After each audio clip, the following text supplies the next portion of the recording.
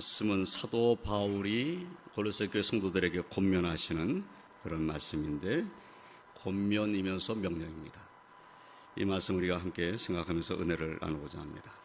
우리는 하나님의 백성으로 부름을 받았고, 그리고 특별히 거룩한 삶을 살라는 그런 명령을 받은 하나님의 백성들입니다.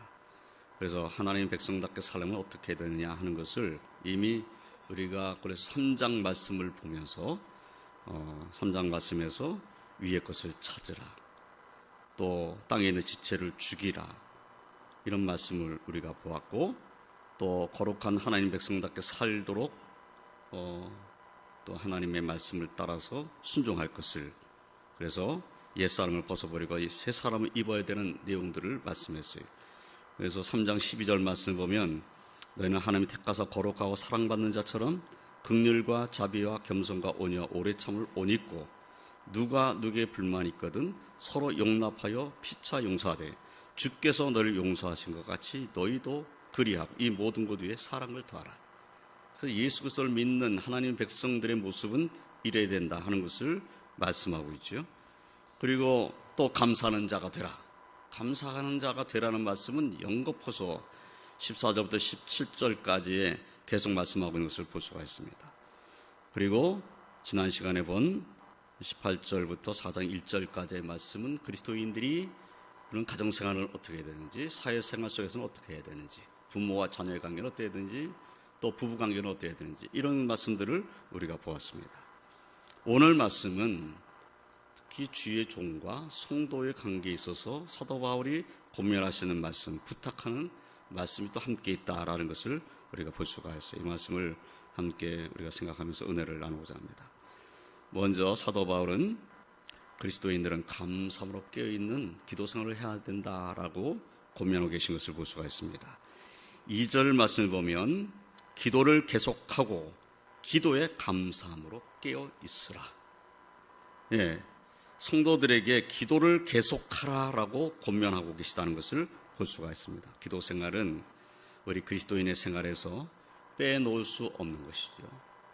예, 기도는 어쩌다 하는 요식행위의 삶의 모습이어서는 안 됩니다. 기도는 생활이어야 하는 거죠. 기도는 숨을 쉬는 동안 끊임없이 해야 할 그리스도인의 생활의 일부이어야 합니다.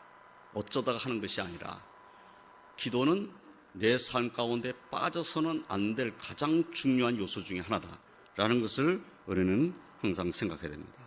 성경을 읽는 것이 영의 양식을 먹는 것이라고 가정한다면 기도는 호흡을 하는 것입니다. 그래서 하나님 말씀을 대함으로 내가 영의 양식을 공급받고, 그리고 기도함으로 하나님 앞에서 호흡하고, 그래서 건강한 영적인 삶을 우리가 살게 되는 것이지요. 그래서 그리스도의 영적인 삶을 살려면 말씀과 기도는 필수 요소입니다. 말씀과 기도 둘 중에 어느 거 하나 빼놓을 수 없어요. 말씀 없는 기도 생활, 그것은 빈껍데기의 기도 생활이죠. 기도 생활을 하는데 말씀은 없다. 의지하는 말씀이 없다. 그러면 그건 문제죠. 말씀은 잘하는데 기도를 안 한다. 말씀은 잘 알아. 지식도 있어요. 그런데 기도는 안 해요. 그러면 그 사람의 삶이라는 것은 그냥 지식적으로 뭘 아는 것이죠. 그래서 말씀과 기도는 믿음을 갖고 하나님을 섬기는 사람에 있어서는 아주 중요한 필수 요건이다. 말씀도 삼아야 되고 기도하는 삶도 살아야 되고, 기도한다면 말씀을 더 의지하려고 해야 되고, 말씀을 정말 의지하는 사람이란다면 말씀 의지하고 기도하는 삶을 살아야 되고, 이것은 뗄래야 뗄 수가 없는 것입니다. 사도 바울은 고린도 교회 성도들에게 기도에 감사함으로 깨어있으라 라고 지금 말씀하고 있어요. 2절 말씀 다시 보면 기도를 계속하고 라는 말씀 다음에 기도에 감사함으로 깨어있으라. 기도를 하는데 깨어있으라는 거죠. 깨어있어서 기도하라. 그런데 깨어있으려니까 뭐가 있어야 되냐? 감사함이 있어야 된다. 감사. 깨어있으려면은 다른 요소가 있어야 될 것 같은데, 오늘 말씀은 기도에 감사함으로 깨어있으라는 거예요.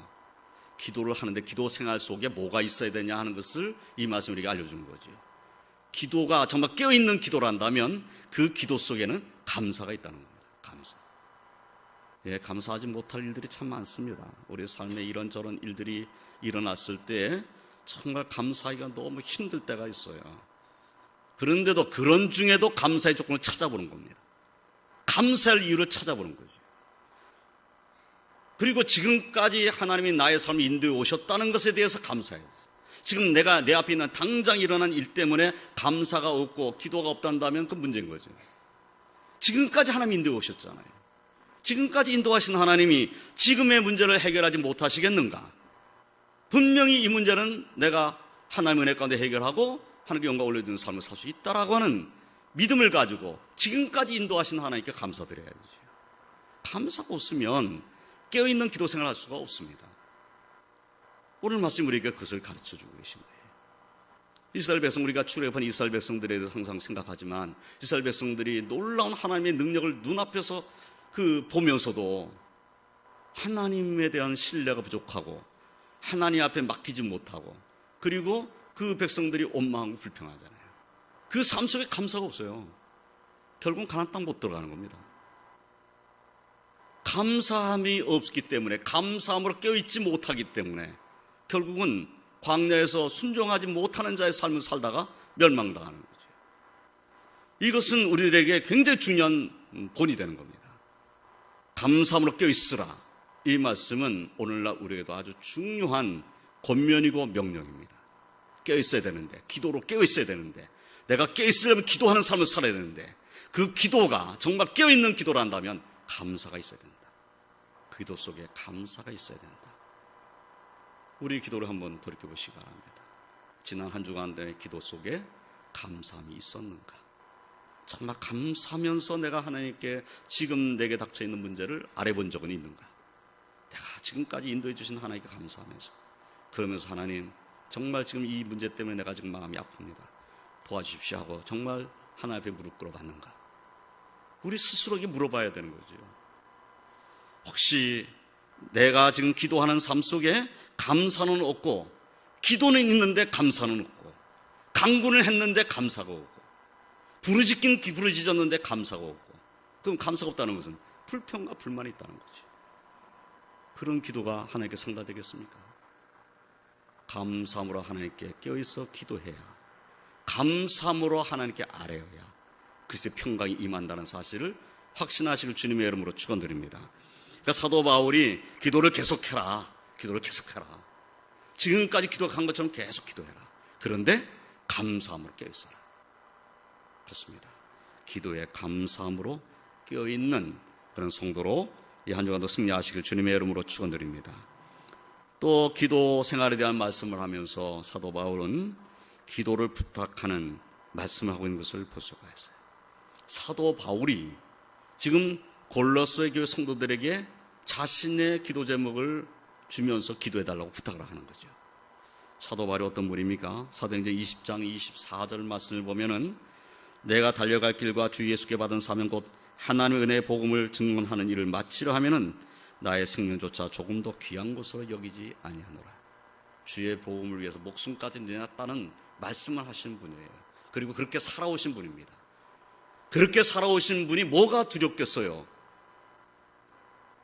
그리고 그 정도의 믿음을 갖고 있단다면은 내가 하나님 앞에 내가 감사로 껴있고 내가 하나님께 부르짖고 하나님께 아뢰면 하나님이 응답하신다 하는 믿음도 있을 거 아니에요. 뭐 기도 부탁할 일이 뭐가 있을 것 같아요.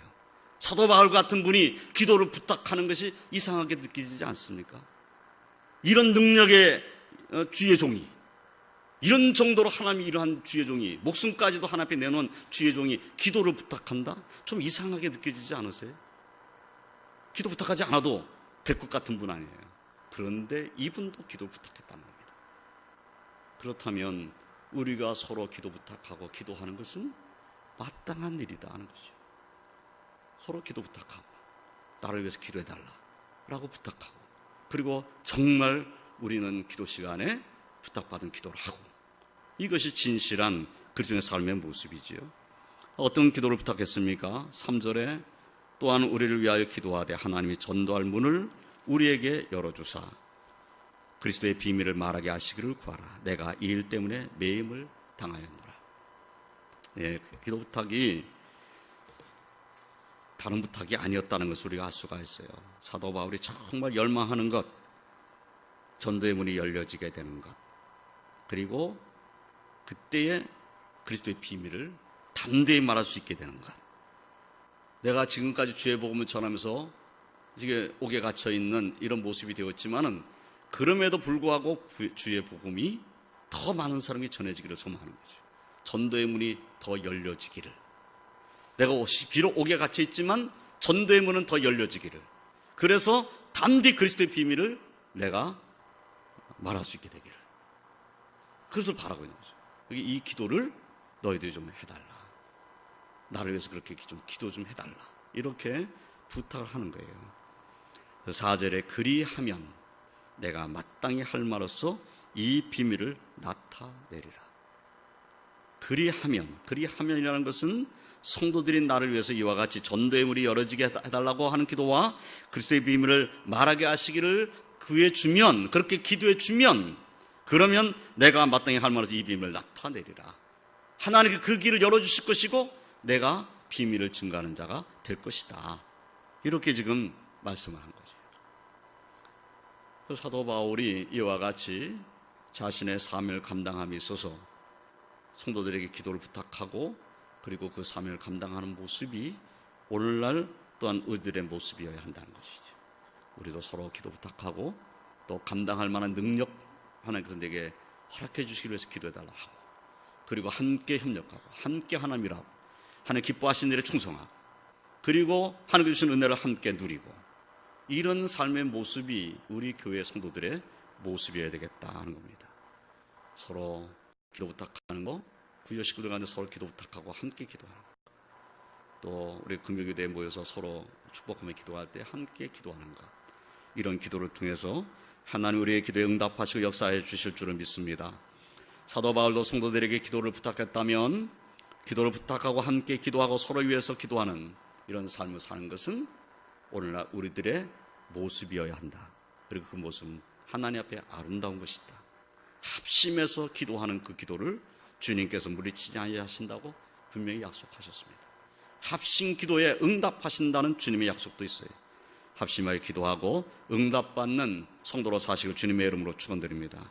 우리 모두 오늘 권면의 말씀, 명령의 말씀과 같이 기도에 감사함으로 깨어있는 성도로 사시길 주님의 이름으로 축원드립니다. 우리가 서로 위해서 기도하고 함께 하나님 앞에 은혜 받고 축복받아서 더 하나님 일에 충성을 다하는 우리 왕독교 모든 성도들이 다 되시기를 주님의 이름으로 축원드립니다. 두 번째로 어떠한 권면과 명령을 하십니까? 세월을 아끼라는 명령하고 계신 것을 볼 수가 있습니다. 본문 5절 말씀을 보면 외인에게 대해서는 지혜로 행하여 세월을 아끼라 라고 말씀하고 있습니다. 여기에서 외인이라는 뜻은 교회 밖에 있는 사람을 말하는 것이죠. 아직 예수님을 믿지 아니하고 있는 사람들을 말하는 거죠. 믿음을 가진 하나님 백성들이 아직 믿음을 갖지 못한 사람들에 대해서 어떻게 해야 될 것인가? 지혜로 세월을 아끼는 자의 삶의 모습이어야 한다라고 말씀하고 있습니다. 주님께서는 마태복음 10장 16절에 이렇게 말씀했어요. 보라, 내가 너희를 보냄이 양을 이리 가운데로 보낸것 같도다. 그러므로 너희는 뱀같이 지혜롭고 비둘기같이 순결하라 라고 말씀을 했습니다. 이 말씀을 의지해서 우리는 세상에서는 지혜롭게 살아야 되겠는데, 그런데 지혜롭게 살 뿐만 아니라 순결한 삶을 살아야 한다라는 주님의 교훈의 말씀을 듣는 겁니다. 좀 우리가 세상에 나간다는 것은 양이 이리 가운데 나가는 것과 같다는 거예요. 주님이 하신 말씀 그대로. 그래서 뱀같이 지혜롭고 비둘기같이 순결하라. 지혜로운 삶을 살 뿐만 아니라 순결해라 라고 말씀하고 계신 거예요. 주님의 교훈은 그냥 지혜롭게 살라는 말씀이 아닙니다. 지혜롭게 사는데 순결해야 된다는 거예요. 하나님 앞에 정결한 마음으로 살아야 된다. 그렇게 말씀하고 있는 거죠. 지혜롭게 산다는 것이 꾀를 내가지고 사람을 속이면서 살라 그런 말이 아니잖아요. 지혜롭게 산다는 것은 세상 사람들이 사는 방식대로 살지 아니하고 하나님 뜻대로 사는 것이 지혜로운 삶입니다. 그런데 그렇게 살려고 하니까 사실은 핍박을 받겠죠. 핍박을 두려워해서는 안 되는 것이죠. 그리고 순결해야 됩니다. 말씀을 순종하는, 순교를 지키는 자의 삶을 살아야 되는 거죠. 결국은 주님의 말씀을 순종한다는 삶을 산다고 하는 사람이란다면 고난을 받게 되어 있는 겁니다. 당시에 주님의 말씀을 따라간다는 것은 십자가를 지고 주님을 따라간 것과 똑같습니다. 주님께서 말씀하셨잖아요. 내 십자가를 지고 나를 따르라고. 오늘날도 우리들에게 주신 명령은 똑같습니다. 우리가 세상에 나가는데, 세상에 또 나가서 사는 날 동안에 우리의 삶이 어떤 모습인가? 양이 이리 가운데 나가서 사는 것과 같은 겁니다.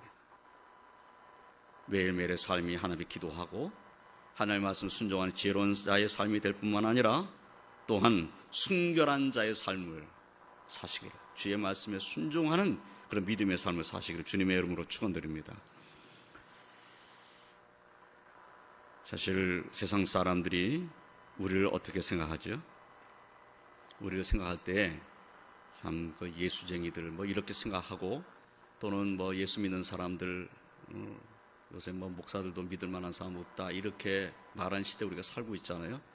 그러면서도 세상 사람들은 그리스도인들에게 자기들보다 나은 도덕적인 수준을 요구하는 겁니다. 적어도 교회 다닌다면 우리보다는 나아야 돼. 우리가 가지고 있는 생각보다는 더 나은 생각을 해야 돼. 이것이 세상 사람들의 생각이에요. 그러니까 도덕적인 수준이 지금 세상 사람보다는 그리스도인이 높아야 된다는 거죠. 도덕적인 수준이 세상 사람보다 못하다 그러면 존경받을 수가 없어요. 그리스도인 나온 삶을 산다는 건 적어도 세상적인 도덕 수준보다는 높은 도덕 수준에 도달해 있는 자의 삶의 모습이어야 한다는 거죠. 적어도 세상 사람들 손가락질 받아서는 안 되죠. 내 삶의 모습으로 손가락질 받으면 안 돼요. 내 예수 믿는 것 때문에 저 예수쟁이야, 교회만 다녀, 기도만 해, 기도하는데 가보니까 맨날 울고 있어, 이런 것으로 비방하는 사람 혹시 있을 수 있어요. 근데 그런 것은 그냥 별것 아니에요. 내가 하나님 앞에 믿음 가지고 살고 눈물을 기도할 제목에서 눈물로 기도하는데 하나님이 기뻐하시는 일을 하는 건데, 그런데 그것이 아니라 그런 것으로 인한 비방이 아니라 내 삶의 방식 때문에 비난을 받는다면 이건 보통 문제가 아닌 거죠. 아니, 예수 믿는 사람이 왜 그렇게 살아? 예수 믿는 사람이 왜 그런 생각을 해? 예수 믿는 사람이 그렇게 하면 안 되지. 세상 사람의 도덕 수준보다 못해가지고 그런 소리 들으면 안 된다는 거죠. 세월을 아낀다라는 이 말씀 속에는 적어도 세상 사람들이 요구하는 도덕 수준보다 높은 삶을 삶으로써 세상 사람들에게 괜히 핍박받고 고난받는 자의 삶으로 세월을 허비해서는 안 되겠다라는 생각도 우리는 해야 할 것입니다. 우리가 세상을 살아나가면서 믿음을 가지고 산다는 것은 때로는 핍박받는 삶이 될 수도 있습니다. 그런데 우리의 잘못으로 인한 핍박을 받으면 안 된다는 거죠. 옛날에 은사 목사님이 어떤 집사님이 목사님을 찾아온 거예요. 찾아와서 목사님 나 내 십자가 지기 싫어요, 이렇게 얘기를 한 거예요. 내 십자가 지기 싫다고, 내가 너무 힘들다고, 내 십자가 너무 무겁다고 그랬어요. 그래서 목사님 물어본 거예요. 도대체 십자가가 뭔데 그렇게 힘들다고 그러냐? 그랬더니 내 자신감 때문에 내가 정말 힘든데 그 자신감이 내 십자가예요, 이렇게 얘기를 한 거예요. 내 자신감이 십자가라고. 그러니까 목사님이 이렇게 대답하시네요. 그게 십자가가 아니다. 자신감이 십자가가 아니다. 정말 주님의 뜻대로 살면서 받는 고난이 십자가지, 자식이 십자가가 아닌 거다. 자식은 기도 대상이에요. 기도 대상. 내가 사랑하고 기도해야 되고 끊임없이 기도해야 되는 것이지 십자가가 아니다. 십자가라는 것은 주님을 위해서 고난받는 것이 십자가다. 자식 때문에 고난받는 게 십자가라고 생각하면 안 된다.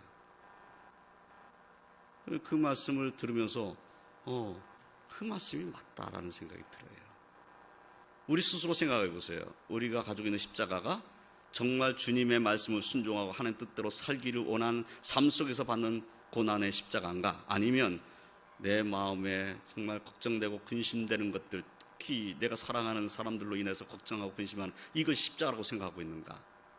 그런 근심과 걱정이 우리 십자가가 아닙니다. 그것은 하나님께 맡겨야 할 기도 제목인 것이죠. 주님을 위해서 받는 고난, 이것이 진정한 십자가입니다. 그것을 우리가 기억하고 정말 이 세상을 살아나가는 동안에 세월을 아끼는 삶이라는 것은 무엇인가? 하나님 뜻대로 살아가는 것이다. 어떻게 하면 세월을 아낄 수 있나? 하나님 뜻대로 살아야 세월을 아낄 수 있다는 거예요. 그렇지 않으면 엉뚱한 내 시간 다 보내고 그리고 열매는 없는 자의 삶을 살 수가 있습니다. 그래서 우리는 육신의 정욕, 안목의 정욕, 이 세상의 자랑으로 세월을 허비해서는 안 되고 이 세대 가운데 우리는 하나님의 선하시고 기뻐하시고 온전한 뜻이 무엇인지를 분별하고 이해하고 순종하는 삶을 삶으로써 세월을 아끼고 하나님께 영광 올려드리는 삶을 살아야 될 줄로 믿습니다. 그런 은혜가 가정에 넘치시길 주님의 이름으로 축원드립니다. 세 번째로 우리 하나님의 백성 그리스도인들은 언어 생활을 조심해야 된다라는 권면의 말씀, 명령을 듣습니다. 6절 말씀을 보면 너희 말을 항상 은혜 가운데 소금으로 맛을 낸과 같이 하라. 그리하면 각 사람에게 마땅히 대답할 것을 알리라 라고 말씀했어요. 믿지 아니하는 사람들이 우리를 핍박하고 함부로 대하는 경우가 있겠죠. 그 말 들으면 우리도 화가 나죠. 인간적인 화가 납니다. 그러다 보면 입에서 나오는 말이 은혜로운 말이 되지 않을 수가 있어요. 그래서 함부로 나도 말할 수도 있습니다. 저 사람이 나에게 너무 함부로 대하니까 예수 믿는 나를 너무 함부로 대하고 함부로 막 깎아내리고 예수 믿는 이 믿음에 대해서 깎아내려버리고 그리고 예수님에 대해서 막 깎아내려버리고 막 이러면 정말 화가 나죠. 화가 나면 내 입에서 또 화가 난 표현들이 쏟아져 나올 수 있습니다. 그러면 전도의 문은 막혀버리고 마는 겁니다. 오늘 말씀 뭐니? 너희 말을 항상 은혜 가운데 소금으로 맛을 낸 것 같이 하라. 그리하면 각 사람에게 마땅히 대답할 것을 알리라. 여기에 각 사람에게 마땅히 대답할 것을 알리라. 각 사람은 누구이겠습니까? 핍박하고 함부로 대하고 함부로 말하는 사람에게 대해서, 그 외인들에 대해서, 아직 하나님 믿지 아니하는 사람에 대해서 마땅히 대답할 것을 내가 말을 해야 되는데, 내가 너무 흥분되고 화가 나가지고 은혜롭지 못한 말이 쏟아져 나와버리면 마땅히 대답할 말을 말하는 것이 아니라 상처 주는 말을 해버리고 마는 거예요. 그러면 어떻게 됩니까? 전도를 이제 할 수 없게 됩니다. 그래서 아무리 좋은 말도 단어를 잘 선택해야 됩니다. 그렇지 않으면 상대방에게 큰 상처를 줄 수가 있어요. 그래서 이 말도 잘해야 돼요. 전에 우리 부부가 전도해서 예수를 믿은 분이 계셔요. 이분이 시부모님을 꼭 전도하고 싶은 거예요. 꼭 전도하고 싶어. 이분들이 예수 믿었으면 좋겠어. 그래서 이 며느리가 시부모한테 이렇게 말했어요. 예수 안 믿으면 지옥 가요. 맞는 말이지, 맞는 말이에요. 맞는 말인데 그 말을 듣는 시부모님이 어떤 생각이 들었겠어요? 화가 났겠지. 지옥 간다는 말을 들으니까 얼마나 화가 나. 좋은 말이잖아요. 그런데 그렇게 말하는 게 아니지. 사실 어떻게 말해야 되죠? 예수 믿으면 천국 가요라고 말해야 되지. 안 믿으면 지옥 가요, 이 말보다. 그렇잖아요? 근데 안 믿으면 지옥 가요 말은 정말 맞는 말이에요. 맞는 말인데 그 말이 상처가 돼버리는 거예요, 상대방에게. 그 은혜로운 말도 많잖아요. 은혜로운 말을 골라야지. 은혜로운 말을 단어를 생각해야지. 그러니까 내가 복음을 전하는데 한 번 전해가지고 그 다음부터 전도문이 막혀버리는 말은 해서는 안 되는 거예요. 안 믿으면 지옥 갑니다. 그랬더니 아버님, 어머님이 마음을 닫아버렸어요. 앞으로 내 집 들어가지 마라. 이제 어떻게 전도할 건데? 예수 믿으면 참 좋아요. 예수 믿으니까 너무 행복해요. 예수 믿으니까 정말 모든 일이 잘 되는 것 같아요. 예수 믿으면 천국도 간대요. 얼마나 좋은 말이 많아요. 그러니까 한 번 말해가지고 전도문이 막히는 말을 해서는 안 됩니다. 은혜의 말, 은혜로운 말, 똑같은 말이라도 어떤 단어를 선택하느냐에 따라서 은혜로운 말이 되고 상처를 주는 말이 될 수가 있어요. 그러니까 이것을 잘 생각해야 되는 거죠. 그래서 너희 말을 항상 은혜 가운데 소금으로 맛을 낸 것 같이 하라. 소금으로 맛을 내려면 소금이 한쪽 편만 있으면 안 되잖아요. 우리 권사님도 다 아시잖아요. 잘 아시는 일이잖아요. 저보다 너무 잘 아시잖아요. 소금을 한쪽만 뿌려놓고 가만 놔두면 그쪽만 짜지는 거지. 근데 이걸 자꾸로 해놓으면 맛이 나잖아요. 마찬가지로 우리의 언어 생활에 은혜가 쏙쏙 들어가 있는 말을 해야 된다. 그래야 상대방에게 은혜가 전해지는 것이죠. 주님께서 마가복음 7장 21절로 23절에서 말했어요. 속에서 그 사람의 마음에서 나오는 것은 악한 생각, 곧 음란과 도둑질과 살인과 간음과 탐욕과 악독과 속임과 음탕과 질투와 비방과 교만과 우매함이니 이 모든 악한 것이 다 속에서 나와서 사람을 더럽게 합니다. 우리가 우리의 입을 제어하지 못하면 이 마음속에 나온 더러운 것들이 다 쏟아 나온다는 거예요. 내 마음속에 있는 것이 입으로 나와요. 내 속에 있는 것들이 다 입을 통해서 다 튀어나오는 거예요. 그래서 그 말을 듣는 사람까지도 더러워지게 만들어버린다는 거예요. 입으로 들어가서 뒤로 나오는 것이 사람을 더럽게 하는 것이 아니고 사람의 마음으로부터 나와서 입으로 튀어나오는 것이 사람을 더럽게 만드는 거예요. 내 자신을 더럽게 만들고 그 말을 듣는 사람도 더럽게 만들 수도 있어요. 조심하라는 주님의 말씀이에요.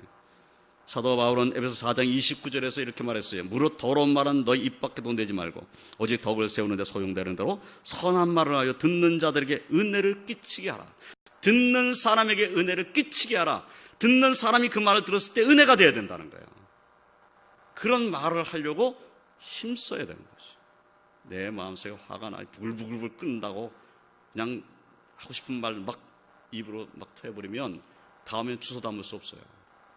아, 그때 내가 좀 말을 너무 심하게 했지, 미안해. 이미 상처받았어요.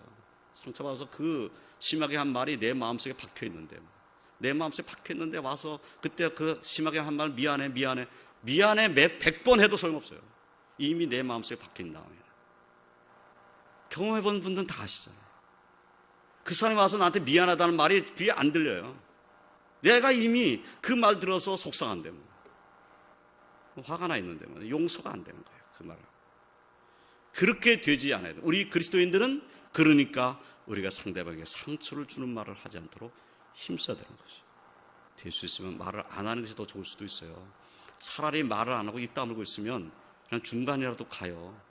근데 말을 해버려가지고 상대방에 상처를 준다면은 이제는 어떻게 할 수도 없게 돼요. 그러니까 말을 하려면 100번을 생각하고 이 말을 했을 때 저 사람이 상처를 받지 않을까? 이 생각도 해야 되는 거죠. 이게 아니면 상처받지 않는 은혜로운 말을 하기 위해서 힘써야 됩니다. 그래서 은혜 가운데서 소금으로 맛을 낸과 같이 하라. 야고보, 예수님의 동생 야고보는 야고보 3장 1절, 8절로 10절까지 이런 말씀했어요. 혀는 능히 길들일 사람이 없나니 쉬지 아니하는 악이요 죽이는 독이 가득한 것이라. 이러므로 우리가 주 아버지를 찬송하고 또 이것으로 하나님의 형상대로 지음받은 사람을 저주하나니 한 입에서 찬송과 저주가 나오는도다. 내 형제들아, 이것이 마땅하지 아니하니라. 내 입에서 찬송과 저주가 같이 나올 수 있다는 거예요. 근데 그것이 마땅치 않다는 거예요. 그러니까 우리 입에서 뭐가 나오면 좋겠습니까? 찬송만 나오면 좋겠다는 거예요. 그런데 우리 입에서 찬송과 저주가 같이 나온다는 거예요. 이 혀를 길들일 수가 없다는 거예요. 이 혀를. 이것이 우리에게 문제라는 거죠. 그래서 야고보서 1장 26절 말씀을 보면 야고보는 또 이렇게 말했어요. 누구든지 스스로 경건하다 생각하며 자기의 혀를 재갈 물리지 아니하고 자기의 마음을 속이면 이 사람의 경건은 헛것이라 라고 말씀했어요. 그러니까 경건한 삶을 산다고 하면서 자기 혀에 재갈 물리지 못하는 자의 모습이란다면 그 경건은 헛것이다. 네가 재갈 물리는 자의 삶을 살아야 돼요. 그래서 우리가 그러면 은혜 끼친 언어 생활을 해야 되겠는데 그러면 어떻게 기도해야 될 것인가? 이사야 선지자와 다윗이 그 기도 제목을 우리에게 알려줬습니다. 이사야서 50장 4절 말씀을 보면 이사야 선지자가 이렇게 기도해요. 주 여호와께서 학자들의 혀를 내게 주사 나로 공고한 자를 말로 어떻게 도와줄 줄 알게 하시고 아침마다 깨우치시되 나의 귀를 깨우치사 학자들 같이 알아듣게 하소서. 무슨 기도를 한 겁니까? 학자들의 혀를 내게 주십시오. 학자 혀를 내게 주십시오. 그래서 나로 공고한 자를 말로 어떻게 도와줄지를 알게 해주십시오. 내가 말을 잘해서 공고한 사람을 어떻게 도와줄지를 알게 해주십시오. 이거예요. 우리들도 이와 같은 기도를 해야 되겠죠. 하나님, 내게 학자 혀, 은혜로운 혀를 주셔서 공고한 자를 위로할 수 있는 말을 할 수 있는 자가 되게 해주십시오. 우리 기도해야 될 것입니다. 다윗은 시편 19편 14절에서 이렇게 말했습니다. 나의 반석이시여 나의 구속자신 여호와여, 내 입의 말과 마음의 묵상이 주님 앞에 연락되기를 원하나이다. 내 마음의 생각들, 내 입의 말, 내가 묵상하는 모든 것들 다 하나님께 연락되기를 원합니다. 이 말은 하나님 앞에서 내가 생각하는 것, 말하는 것, 이런 것들이 하나님의 뜻에 어긋나지 않기를 원합니다. 이 기도인 거죠. 그래서 시편 141편 3절을 보면 이렇게 또 기도했어요. 여호와여, 내 입에 파수꾼을 세우시고 내 입술의 문을 지키소서. 내 입에 파수꾼을 세워달라는 다윗의 기도입니다. 우리도 이와 같이 기도해야 되겠습니다. 하나님, 내 입술에 파수꾼을 세워주시고 내 입술의 말이 함부로 나오지 않게 해주십시오. 우리 입에서 나오는 말은 은혜를 끼치는 말, 위로하는 말, 그리고 하나님께 영광이 되는 말, 이런 말들을 할 수 있게 해주십시오. 우리가 그렇게 기도해야 될 줄로 믿습니다. 이제 말씀을 정리하겠습니다. 우리는 예수 그리스도에 속한 하나님의 백성이고 그리스도인들입니다. 그리스도인으로서 우리는 어떻게 살아야 할 것인가 하는 것을 오늘 사도 바울의 권면의 말씀에서, 그 명령에서 우리는 깨닫게 됩니다. 기도 생활을 해야 합니다. 기도를 계속하는 삶을 살아야 합니다. 그리고 그 계속하는 기도 생활 속에 감사함으로 깨어 있어야 합니다. 우리의 기도가 감사함으로 시작되고 감사함으로 끝나는 기도가 되어야 되겠지요. 감사함으로 하나님께 아뢰는 그러한 기도 내용이 우리의 기도 속에는 가득 채워져 있어야 됩니다. 그리고 우리는 누구를 대하든지 지혜롭게 행해서 세월을 아끼는 자의 삶을 살아야 합니다. 정말 진정으로 세월을 아끼려고 하면 하나님 뜻에 순종하는 삶을 살면 됩니다. 또 우리는 하나님 백성답게, 또 하나님의 은혜를 받은 사람답게 은혜의 말을 하는 그런 성도로 살아야 합니다. 은혜의 말을 할 수 있게 해주십시오. 내 입술을 통해서는 은혜가 가득한 말이 나올 수 있게 해주십시오. 나로 인하여서, 내가 한 말로 인해서 상처받는 사람이 없도록 하나님 도와주십시오. 우리가 기도하고 그러한 경건한 믿음의 삶을 살아야 될 줄로 믿습니다. 그래서 우리를 통해서 세상 사람들도 위로받는 역사가 일어나고, 세상 사람들도 우리의 말을 통해서 소망을 갖게 되는 일이 일어나야 되지 않겠어요? 우리로 인하여서 걱정과 근심에 쌓였던 사람들이, 나도 저 사람처럼 감사로 하나님께 기도하면 하나님께서 도와주시지 않겠는가 하는 믿음이 생겨나야 되지 않겠습니까? 우리의 모습이 그래야 된다 하는 것을 생각하고, 이 한 주간도 주와 동행하며 승리하시기를 주님의 이름으로 축원드립니다. 기도하겠습니다. 사랑의 하나님, 감사합니다. 오늘 사도 바울께서 하신 권면의 말씀을 저희들이 함께 생각해 봤습니다. 하나님, 은혜를 더하여 주시옵소서. 우리의 삶에 하나님의 은혜가 충만케 하여 주시옵소서. 그래서 우리의 모든 삶은 하나님을 의지하는 믿음의 삶이 되고, 기도를 계속하는 삶이 되고, 기도에 감사함을 깨어있는 자의 삶이 되게 하여 주시옵소서. 주님만 바라보고 주님만 의지하는 믿음으로 하나님을 경외하는 자로 살기에 부족함이 없게 하여 주시옵소서. 그래서 우리의 삶은 세월을 아끼는 자의 삶이 되고, 우리의 언어 생활을 통해서는 다른 이들이 은혜 받는 역사가 일어날 수 있게 하여 주시옵소서. 이 한 주간도 하나님의 인도하신 가운데 살고, 하나님의 도와주신 가운데 살고, 하나님을 경외하면서 살고 말씀에 순종하는 삶을 살 수 있는 저희들이 다 되게 하여 주시옵소서. 예수님의 이름으로 기도드리옵나이다. 아멘.